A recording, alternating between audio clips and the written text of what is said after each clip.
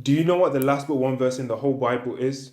It's Jesus saying, I'm coming back soon. 2,000 years ago, Jesus said he's coming back soon. Why hasn't Jesus come back yet? We're looking at 4 biblical clues as to why Jesus hasn't come back yet and when he will come. Clue number 1 was about the sanctuary. Once Jesus has finished cleansing the record of sin in heaven, he will come back. Clue number 2 is about the sealing. Once the sealing is complete among God's people, Jesus will come back. Clue number 3. Clue number 3.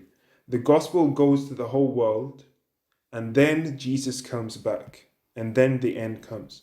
Matthew chapter 24, verse 14. It says, and this gospel will be preached into the whole world as a witness to all nations, and then the end will come. Are you involved in this mission? There are 3 ways that you can get involved in this mission. You can pray for missionaries that are going to the ends of the world. You can give financially to the ministries and the missions that are going to the ends of the world, sharing the good news of the gospel. And you can go yourself. You can pray, you can give, and you can go. By giving the gospel to the world, it is in our power to hasten the second coming of God.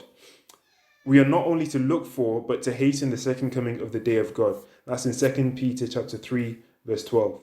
The question then is, which gospel?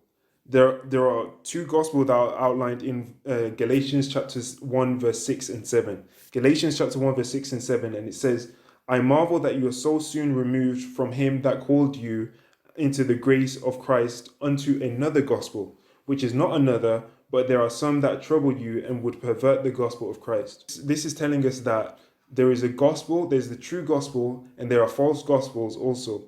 And it's the true gospel that will go to the whole world before the end comes.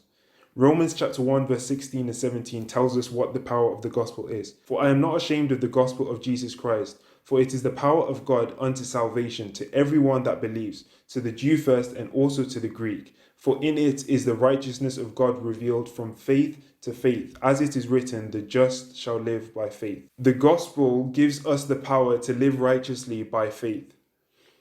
It needs to change us, because if it doesn't change us, why should anyone else be interested in hearing the gospel that hasn't changed us? This is clue number 3. The gospel goes to the whole world and then the end comes.